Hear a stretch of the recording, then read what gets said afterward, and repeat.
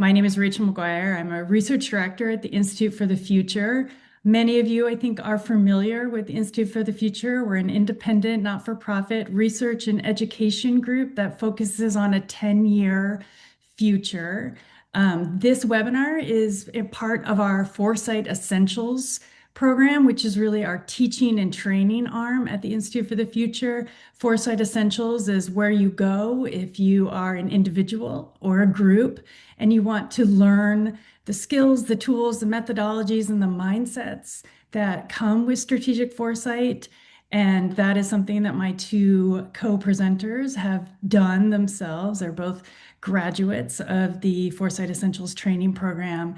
And the organization that they work for, the YUSA, what you all might think of as your local Y, they were happy to have them as an organization as a member of our Vantage program, which is IFTF's strategic foresight offering that is less about the training for individuals and more about helping organizations be future ready. Many of you know that we offer these Foresight Talks throughout the year in which we invite people from our network that are taking the skills and the tools that they've learned through strategic foresight trainings and implementing them in communities and in organizations across the world. And so today I'm very pleased to welcome back Heather Hughes and Alison Huppert from the YUSA, because for those of you who participate in these webinars, you know that they are returning guests. About a year ago, Heather, Alison, and I had a conversation about the work that the YUSA is doing to create these signals clubs all across the country. And it was super exciting to learn about that last year. And so that is a recorded webinar, and we'll post the link to that if that's something you want to go back and listen to. Because today the focus of the webinar is really to catch up with them on yet another initiative that they have taken on at YUSA, which is really about community forecasting the future of communities using participatory strategic foresight methodologies. So I'm going to go quiet here and let Alison come on and Heather, and they're going to give us an overview of the work they've been doing in this new initiative and some really exciting outputs from it. And also a few learnings along the way that I think are relevant to all of us who are practitioners in this field.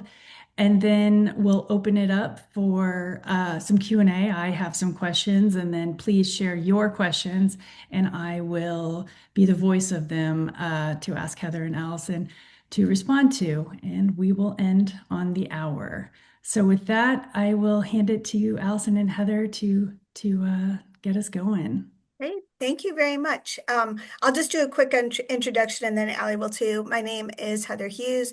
I work at YUSA. It is, that's our shorthand way of saying it, that it's our National Resource Office for YMCAs in the United States. And I work on strategy and research. Hi, thanks, Heather, and thank you, Rachel and Maureen. Super excited to be here. My name's Alison Huppert, and I too work at YMCA of the USA, and I work with our local Ys on innovation. And Heather and I work very closely together because strategy and innovation go hand in hand. So all of the things that we'll be talking about here today, Heather and I collaborate on and have been really working on bringing strategic foresight to local Ys across the country. So I'm just going to do a really quick introduction to what we're here today to talk about. So YUSA has identified strategic foresight as a leading practice for all Ys. So if you hear Heather or I use the term leading practice throughout today, what we're really talking about are best practices with an intentional emphasis on continuous improvement and innovation. And so we use leading practices in that way. And so strategic foresight for us is a leading practice in the area of strategic planning as well as innovation. And over the past 2 years, our focus has been on building awareness, generating interest, and really developing foresight skills among Y leaders nationwide. Two examples of how we've advanced this work is through our National Signals Club, which Rachel referenced in the opening. It is a weekly drop-in forum that has been created specifically for Y leaders across the country just to come share and talk about signals of change that they're seeing and the implications of what that might mean for the future of our work in our communities. The other example of how we've been advancing this work is something that we started this year, and it's with our thought leader cohorts. And again, we use the term thought leader cohort. What that actually means is we pull together groups of Y leaders from across the country. They're convened to help us develop and advance our leading practices in our key areas. So as I mentioned, innovation is an area with leading practices. So is strategic planning. Those are the areas that Heather and I oversee. We also have a thought leader cohort convened around membership and teens and sports and fundraising. So all of those areas that Ys operate in, we've got thought leader cohorts built around them, teams of local Y leaders from across the country who provide direction around the leading practices and advancement of those. So within our TLCs, we've made foresight a core responsibility, asking leaders in these groups to apply this skill to help anticipate and shape future practices within their area. And so this year, we brought together all 16 of our thought leader cohorts into one space for a 3-day meeting. There was 260 Y leaders in this room. And one of the outputs from this meeting was 21 future forecasts that were imagined. So we used day 2 of this 3-day working meeting and dedicated day 2 specifically to foresight activities. I will jump into that in just a moment, but I want to turn it over to Heather now to help explain how we used day 1 to set the direction and prepare this group for what they were about to do on day 2. Thanks, Allie. So it's fun to see this picture.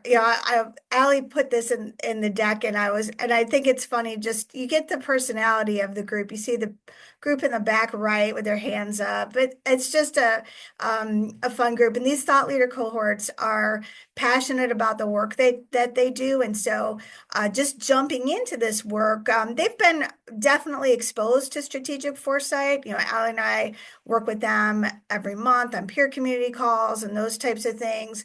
But this was something we were really going to be intentional about applying it to their work. And so in this meeting, the setup was really important. So I'm going to share the setup that we used there to kind of help you understand how we set this up so that they could apply strategic foresight to their particular practice.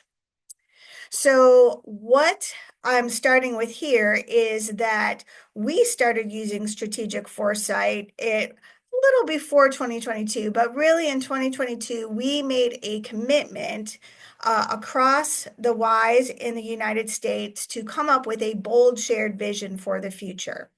And we started this, really was post-pandemic. People were not feeling very visionary right at that second. So we kind of took everybody through a process, and strategic foresight was really the basis for it. So if somebody asked me, what's your strategic plan process for the Y? It would really be the strategic foresight is the basis of it.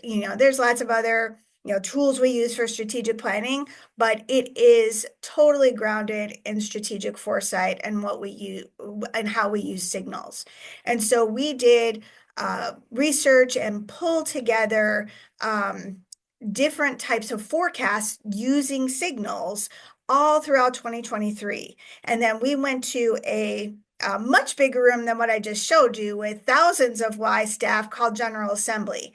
And what we used our signals for was to create 3 forecasts for them to ponder. One was changing education models, mental health issues for staff and members. And when we say members, it's anybody who engages with the Y. And then changing communities, and not just demographics. That's a lot of times how we've talked about it, but it's even changing, the environment of a community, or what's available in a community, or just things that happen in terms of weather in a community. So all those types of changes. So the things that came out of 2023 were really that people at the Ys were very focused on mental health and changing communities, but with a caution that they say we're not clinicians, but we feel like we could still influence mental health in the way we work with people and be there for the community. So in all of our research, we put a stake in the ground around creating connected communities to address social isolation in the United States. And in 2025, we've been just kind of sharing that plan with people, getting more feedback, and we are. In fact, probably right this second, our board, I hope, is approving our strategic plan. But that was the journey, and strategic foresight was the way we did it. Now, we also used other research. We know that social connectedness and strong communities go together, and social isolation has been an issue for us in the United States, resulting, and worldwide, we found also, resulting in deteriorations in trust, civic engagement, and resilience. And so we thought about the way we work in communities. We work with people, adults, youth, and families together. We work with other community-based organizations, and we have operational pathways as well. The health of our organization, how we run a Y, is also very important to how we are positioned to engage people in the community.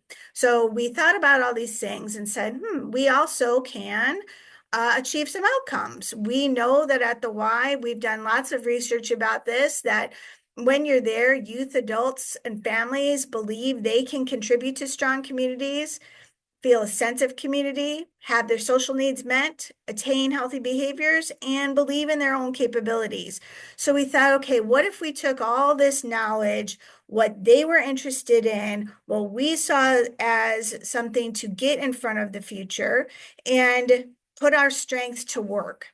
And so we our vision for this, really, the title of it is There's No Place Like the Y to Create Connected Communities. We believe that. And our vision is that the Y is the place where everyone can achieve goals, connect with others, and feel a sense of belonging. We are committed to building stronger, more connected communities by intentionally providing experiences that help people achieve their goals, build relationships, and feel a sense of belonging. And those are three things that we feel we can measure at the Y and get some great outcomes. Then our strategic plan is focused on strong Ys, having the Ys capable of delivering these types of experiences to people. A strong YUSA, we also have to be strong in supporting the Ys to do this. Providing community change frameworks, community driven. So this is really that we're teaching Ys how to work with their community. So if there's change to be made, it is from the community and directed by the community with Ys and other community-based organizations as partners. And then, of course, brand advancement, that we want to amplify the perception of the Y as the place to connect. So all of that done through strategic foresight exercises and design sessions over 3 years with Ys all across the nation and YUSA staff. We also put a shared language in place here. So I mentioned achievement, relationships, and belonging. We also know that connection is also important to human beings, and contribution, so that people feeling like they can contribute to something also influences their well-being. So we used all of this to set up what we did with the thought leader cohort. So one, that they felt like, okay, we weren't just making this up. And two, they understood that we would be working together on this. And part of their job during this meeting in October was to think about their area of expertise and how would we apply this to that. And I'll stop there, and Allie will take it from there. Perfect. So as Heather mentioned, all of that setup was done on day 1, which led us into day 2, which was we shifted now and we went into a full day of foresight activities grounded and with a focus of creating connected communities. And so this is what that agenda looked like. And I'll talk you through this. For those of you who have taken Foresight Essentials, you'll recognize some of these activities. If you haven't, again, recommend it. But we started our first general session, so that whole group of individuals, with looking back to look forward. We did a presentation on our history. We did a background of really picturing and giving everybody a picture of our organization through the decades since 1844 and how the Y has consistently adapted to societal shifts while staying the center of community. After our history lesson, which everybody loved because it's always fun to reground ourselves and where we've come from, we then turned our minds to the future by introducing strategic foresight and drivers and signals of change today impacting connection, belonging, achievement, and relationships. And in that large group setting, the group explored several signals of change together. So at their table groups, they had conversations, we talked through them, but all of those signals were again related to human connection, achievement, relationships, belonging. And after that general session, then we moved the groups into breakout rooms where we paired intentionally different TLCs with each other. So there was 2 TLCs put together in rooms, and I'll kind of show you this list. We wanted to be intentional about putting teams of people together that are maybe non-conventional. So for example, all of the individuals who lead our anti-hunger work were paired with our overnight camp group. And we really wanted to encourage kind of these diverse perspectives around this single focus of community connection. And so in this second breakout room where we paired these TLCs together, we asked the leaders of those TLCs to bring a couple additional signals that were specific to their area. And so they did a little bit more signals discussion, but then they moved their group into forecast creation. They asked them to think about the conversation that we've had from our history to the signals of change that we talked about in the general sessions, the additional ones they talked about in their room, and to really think about what a future might look like based on those. So each breakout room split their groups up into smaller groups, so 5, 6 people each, and each room created multiple forecasts. And what we did then, and I'm going to actually go back to this slide just to show you, after that breakout session then, for the general session in the afternoon, we had each group share one forecast on the main stage so that we could all celebrate and hear the forecasts that were being created, all 260 people in that room, which was pretty amazing and actually really, really fun. But what that did then was, after that general session of sharing, and I'll share some pictures of this in just a minute, it prepared them for the last session of the day where they moved into their individual TLC rooms and were able to carry over the future thinking that they've done all morning into the start of their 2026 work planning. And that's what day 3 was about. So I'll share with you just a couple of pictures from these sessions. So this is a few pictures from the large first general session where in their table groups we're discussing signals of change. When they broke out into their breakout rooms and forecast creations, we had people drawing pictures on the walls and there was posters up everywhere, and the teams were getting excited about the futures that they were creating. And then we brought them back for that general session where 2 individuals from each of the rooms came up to the main stage and were able to share then one of the forecasts that were created in the room. After there was sharing, we did a large group debrief where we went into the audience and people were able to share something they learned, something they heard, a new way of thinking that came from this activity, which was really inspiring and really, really empowering. One of the things that we did post session was pull together all of the forecasts that were created and put it into this flip book. So all of the signals that were shared, all of the forecasts that were created in all of the rooms, we put them together in this flip book and sent that out to all 260 people who were part of this meeting. And we've also made this available to others on our intranet so that these forecasts can be used by anybody who wanted to take a look at them. And finally, one other thing, I'll just share a couple of comments that came from participants Again, I think this was just really, really inspiring and helpful for individuals to have space to think in new and different ways. And one of the things I was really excited about when I saw this quote was that it felt hopeful. We know sometimes that it is very easy to go dystopian when we think about some of the signals that we're seeing in today's world. And for this experience to feel hopeful for our leaders, I was really proud of that and excited that that was the way that the direction that their conversations went. And this other one came from one of the participants. And again, this is really powerful. And I know we talk about this in Foresight Essentials too, but to strengthen our belief that we have real agency in shaping future forward community centers, really believing that we have the power to shape the future is something that we've talked about a lot. And so just to hear that come out in one of the comments from our participants was wonderful to hear. So that's how we set up that second day. That was fully future forecast, leveraging future focused, leveraging activities and having our participants really think about that central focus of creating connecting communities and what that might look like in their specific areas.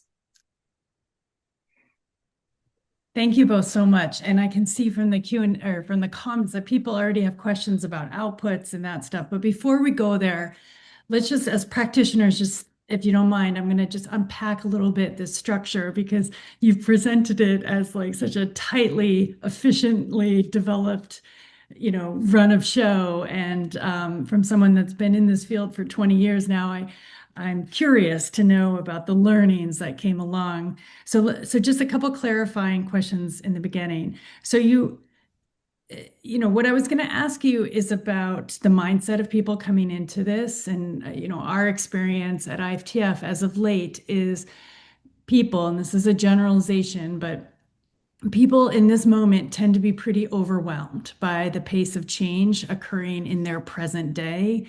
And so the level setting and the invitation to step into the future is a step that we've had to think about really deliberately. And it sounds like you did as well.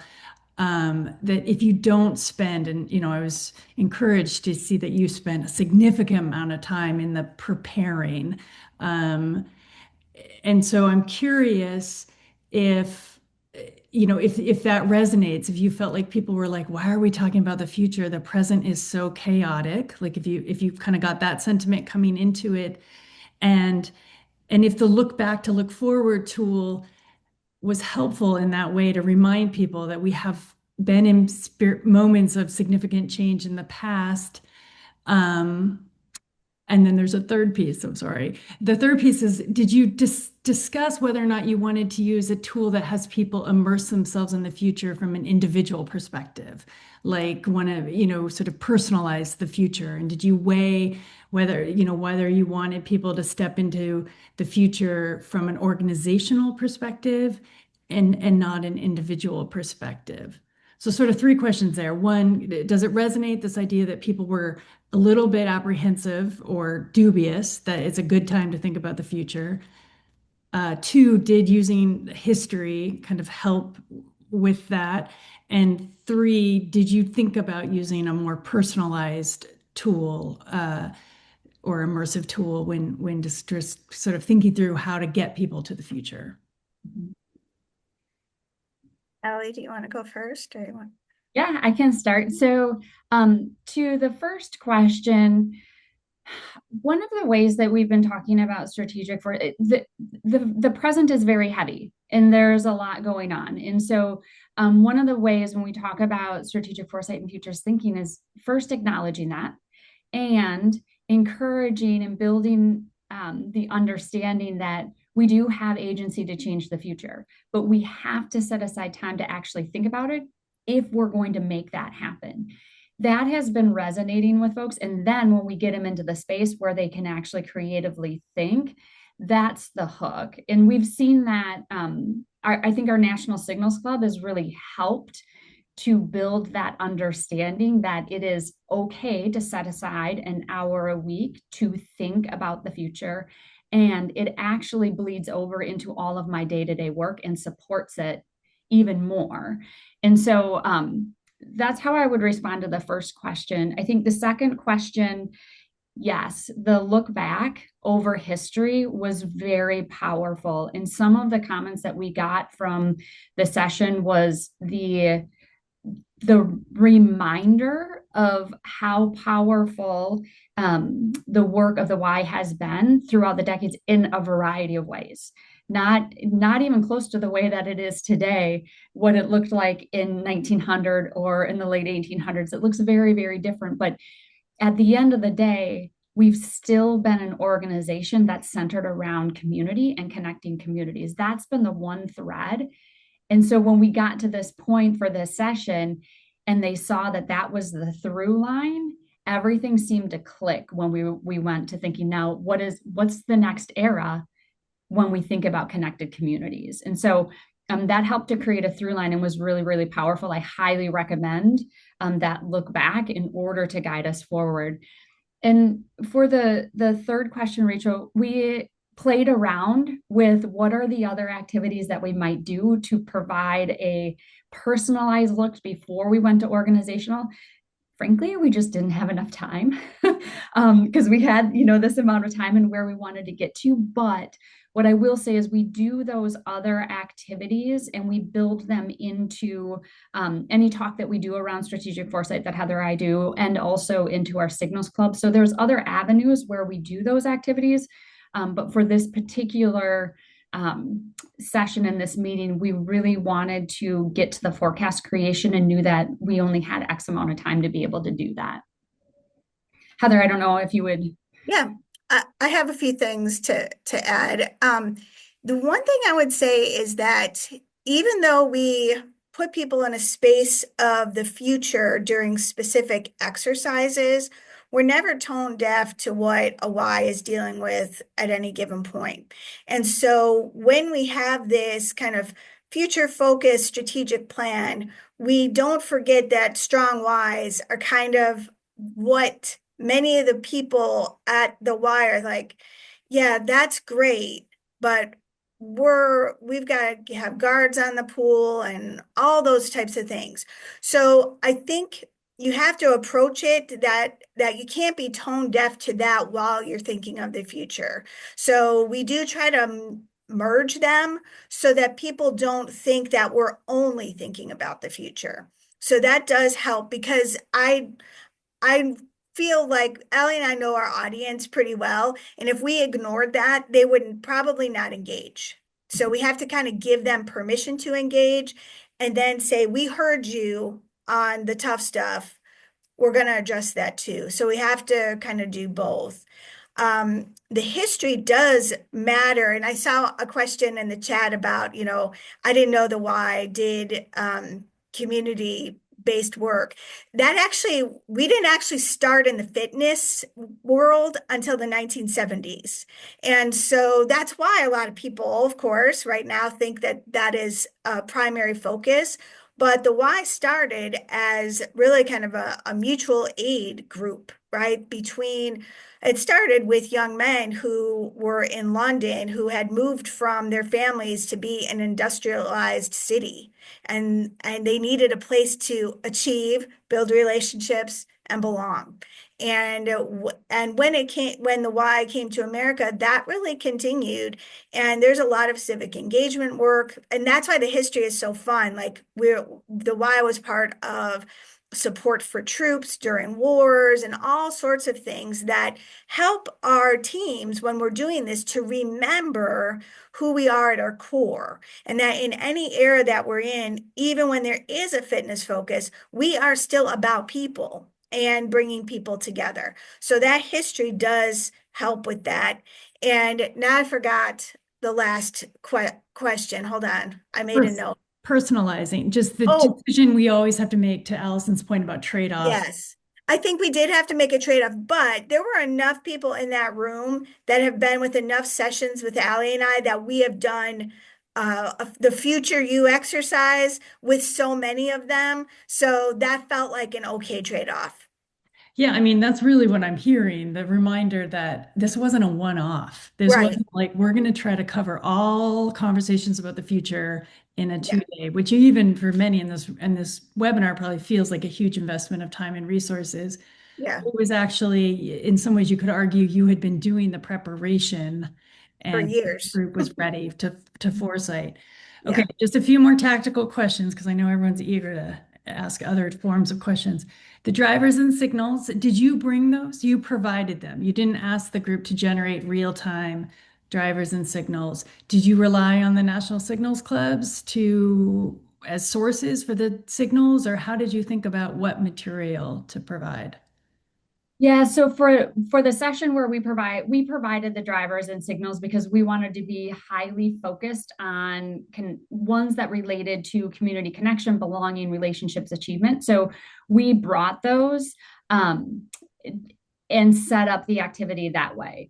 We also, during National Signals Club, though, is where we ask individuals to bring their own signals. So that is an open and everybody contributes and we have conversations. But for this particular event, in order to make sure that we stayed extremely focused on the topic at hand, we did bring the drivers and the signals.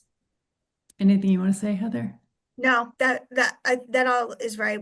There are sometimes when we will stop a session, like if we see that nobody's brought a signal, we'll say, we're gonna do a 10-minute signal swarm, go find a signal. Because we still want to teach people how to do that, but the time trade-off for us and the focus of where we needed to get them made it so that we had to bring it. Yeah, I really appreciate that. And I think in addition to the topic staying clear in people's mind, the time frame stays clear. What I found is as interesting as signal population in real time can be, or signals generation in real time can be, sometimes you can lose the 10-year view there as people get kind of caught up in like what this could mean in 6 months. So I can appreciate that if you really want people to forecast, you and many times have to do the work ahead of time to make sure they have the material, the raw material to do that. Okay, so then you create these like cross-pollination teams, these TLC pairs that I think is so cool. And they are so fun to think about the ideas that must have come as these groups that I forget, sports was with like global partnerships or something. So did each of the pairs have someone that you had spent time like a train facilitator, let's call it, or did you spend time ahead of time making sure that there was someone in the room that could understood the process and served as some sort of facilitator? Yeah, so each TLC has a TLC leader. So Heather leads the strategic planning TLC. I lead the innovation TLC.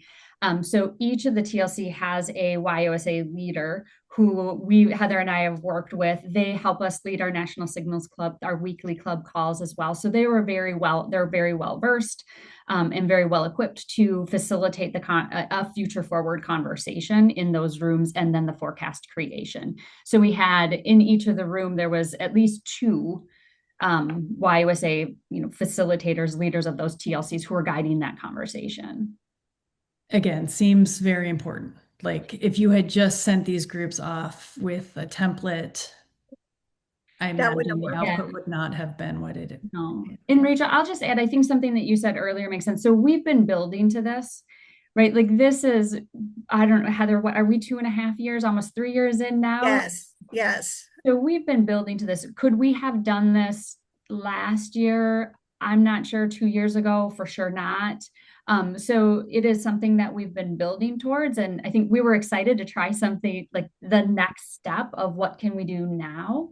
That is what this ended up being for us in 2025. And Heather and I have been talking about, okay, so we've gotten to this point. What's the next step for 2026? And so I think your point earlier is very valid. This has been a slow build for us over the last 3 years.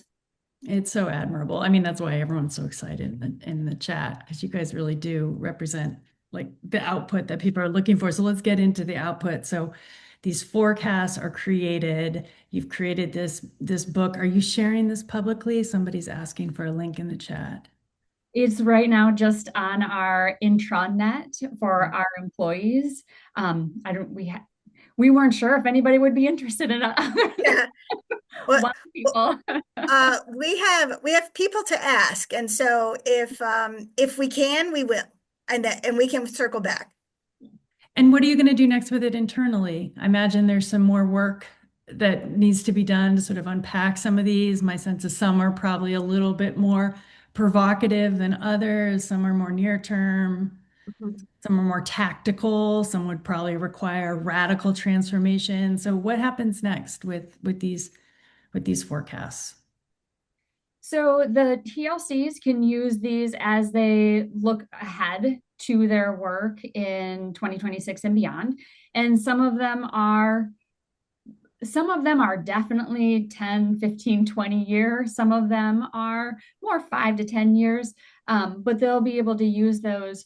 Well, we also recognize that is forecast development and scenario building is still a skill that we're all trying to continue to build. And so one of our nexts for 2026, Heather and I have been talking about, is using one of our weekly signals calls each month on just dedicated to forecast creation. So we'll take all the signals that we talked about throughout the month, and the last Tuesday of the month, we're going to take that group and we're going to create forecasts so that we have a continual build of forecasts that anyone from the movement can look at. And it's intentional for two reasons: so that we can build our skills collectively, and we have a ongoing set of forecasts that anybody across the movement can take a look at.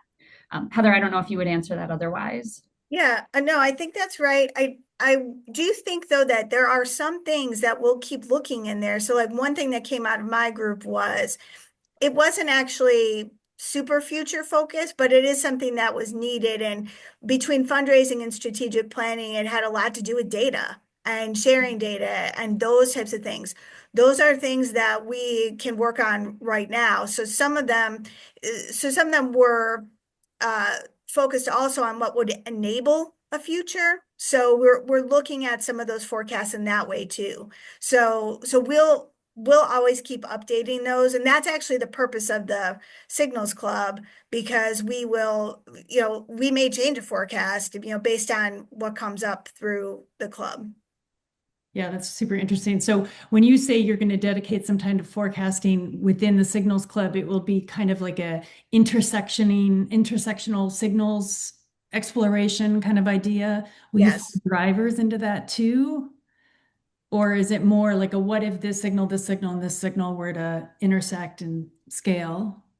I think one of the things that we do, I mean, Allie and I do a lot of just pulling the signals together to see what we learn anyway, because part of our teaching to everyone is even if we are on a specific topic like housing, we some things in housing actually relate to things in sports, or some things in sports actually relate to something in membership. And so there's those types of things that are always being connected. And so just like Allie said, forecasting sometimes for us is building the skill to forecast, Mm, and then using the forecast to keep moving ahead on some of the things and iterating on them.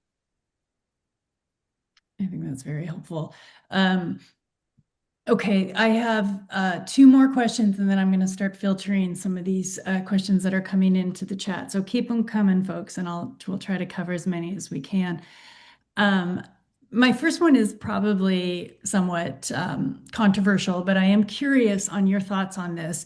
That as excellent as these kind of experiences where people co-create and generate forecasts can be, sometimes, here's my controversial statement of the day, the quality is not that good and we don't really push back. It's like a yes and sort of environment because we're so focused on encouraging people to, like you were saying, Alison, to like use the agency that they have to shape a future, to imagine new possibilities, that we don't want to dilute that energy by saying you haven't actually said anything new or interesting, or you're kind of locked into a present day structure or whatever the case may be.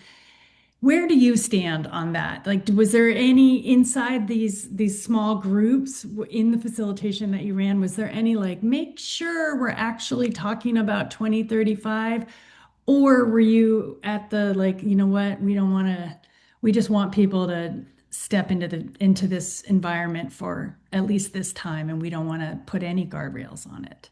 Yeah, I mean, I hate to speak for both of us, but Alec can jump in too. But I think for the most part, we are encouraging, and this happens every week in Signals Club, Mhm. where we'll get That's not a signal. yeah, to say, oh, or we may say, okay, well, what do you think that's a signal of, right? Or like, so we have become pretty adept at, and we're teaching people to encourage without stifling, because the last thing we want is for anyone to not say something.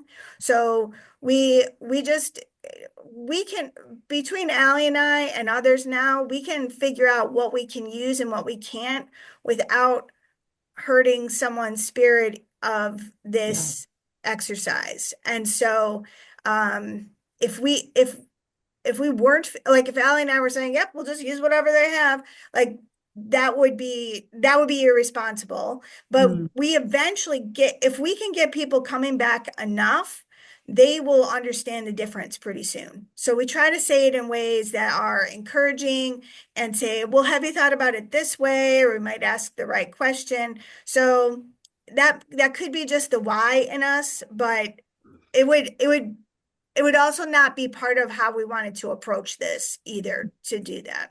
yeah, that makes a lot of sense. Rachel, I would just add, so when before someone comes to Signals Club, so our weekly meetings, we do put them through it's a learning session so that they understand what to expect. We found that when they came in cold, they wouldn't stay. And so we do a what to expect. Here's how it works. We're going to practice. And we do state very clearly that it is a future focused conversation. And if the conversation gets stuck in the present, the facilitator, not to call anybody out, but we will redirect the conversation through questioning to pull us back into the future. So we try to make that well known as part of kind of the ground rules for Signals Club.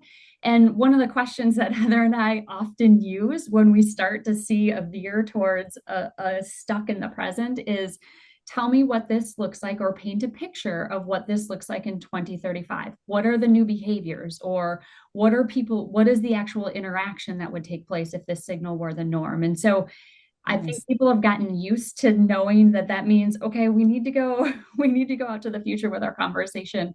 But to Heather's point, it's a skill that needs to be developed, and we need to be aware and mindful of that and foster that development. And also where we can use questions to direct to keep it future focused. Yeah, I really appreciate that answer. I sometimes try how would I know we're in Oh, 2035? that's a good question. You know, just Writing what that are what does it look, but it's similar to the question you're asking. My final question, and then we'll start running through these.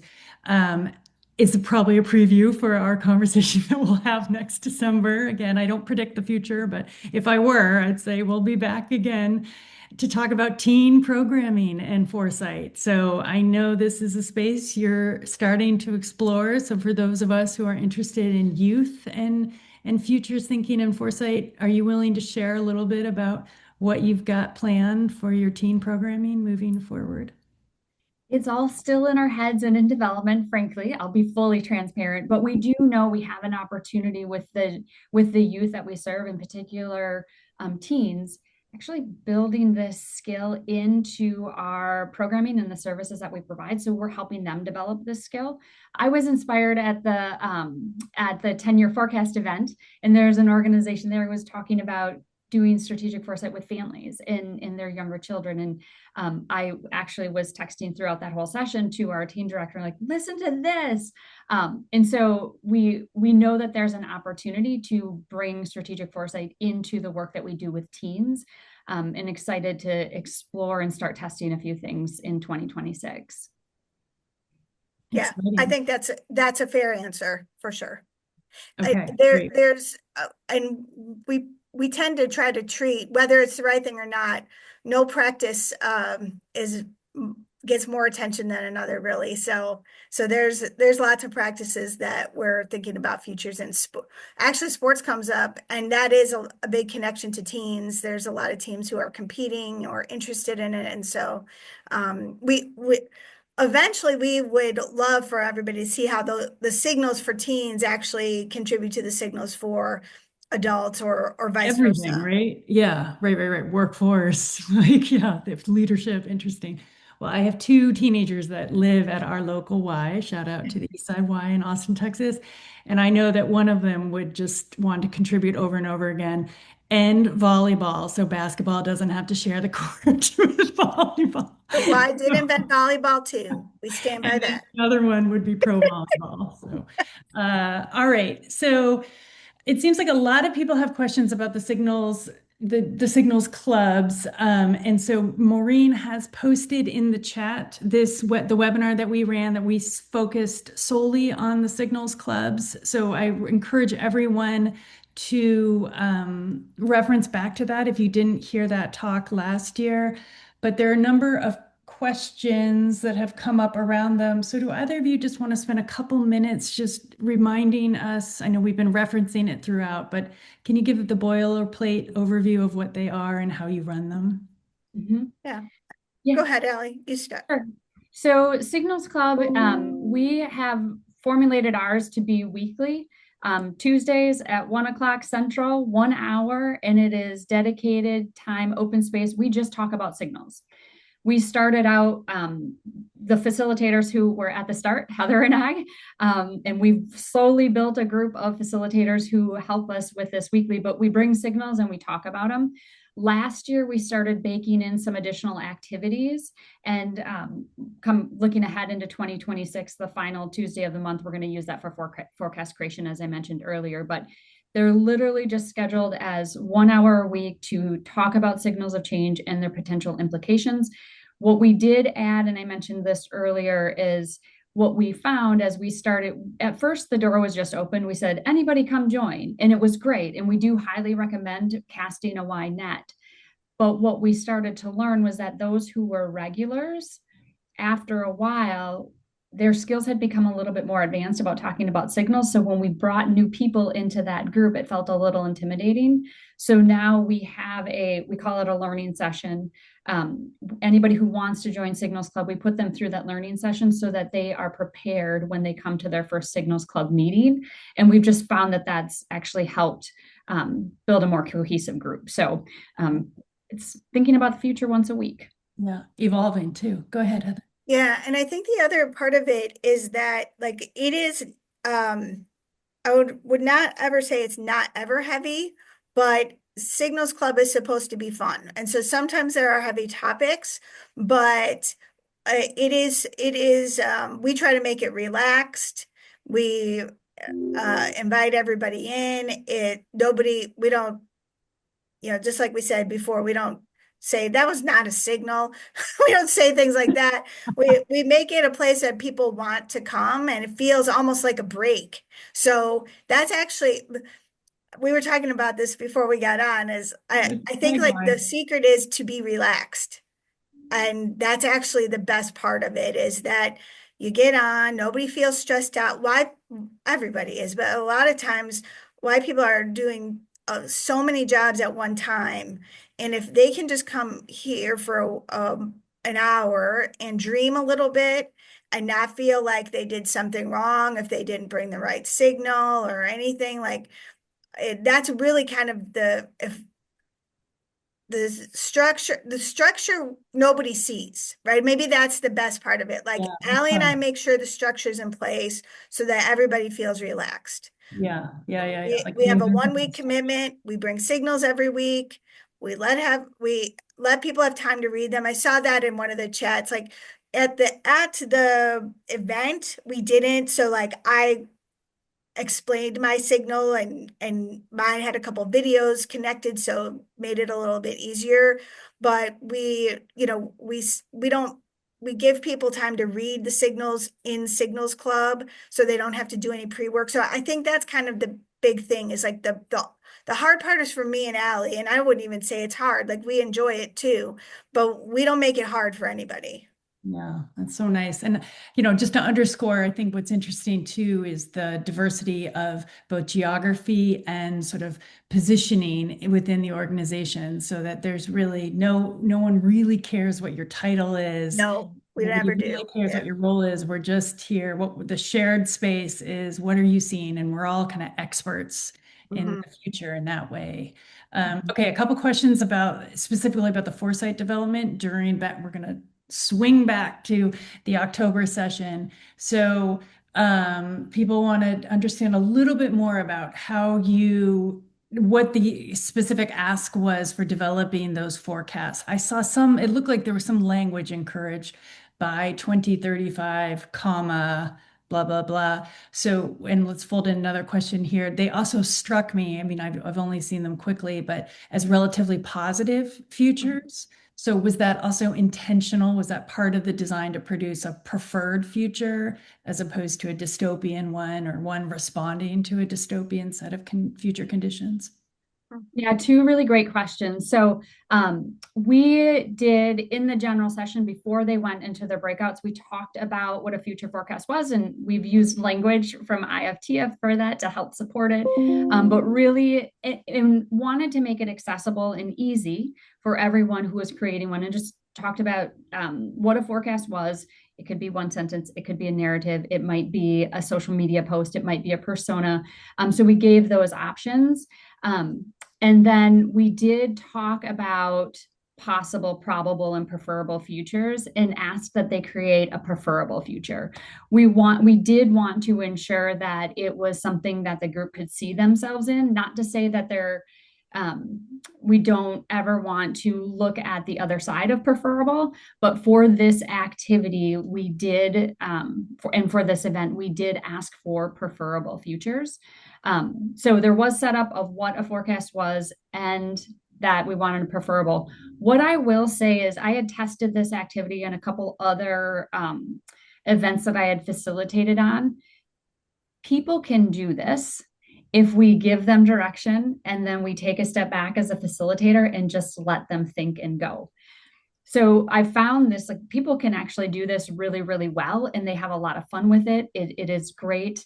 One thing that I have learned that I will share with anybody who wants to do this is don't let groups use AI to create their forecast. Yes. We have, I've learned my lesson, but if you make one of the guidelines that you cannot use AI to generate the forecast, what actually comes out is better than the groups who have used ChatGPT to help with them. So I'll just say that, but people can do this. If you give them directions, take a step back, it'll happen. I like Yeah. that. Go ahead, Yeah, Heather. and I think that in general, we don't, just like Allie said, we don't say make sure it's positive, but I think that is the nature of what we are trying to do. So that's where it goes. Because we make it clear that we're headed towards something good.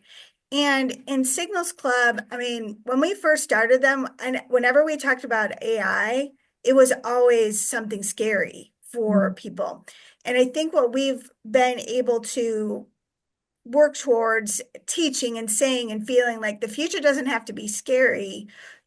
We're getting ready to deal with whatever it is. We're not predicting it. We're not trying to prevent something. We are just trying to matter of factly say, what might we do? And so that kind of takes the scary or the negative out of it. If you just say, we're just going to deal with it. What is it? So that's kind of how we approach it in general. Yeah, I hear both. I hear you saying we're just going to evaluate future data in quotes as it comes without an emotional attachment to it, right or wrong, good or bad. But then it sounds like, but when it came to using this time to put humans together in a room to forecast, then it was saying, if this is the world we're living in, then how have we shaped Yes. so that it is a preferred future? Mhm. And so you're sort of bringing that agency back in when you're asking them to forecast. And this Right. that makes a lot of sense.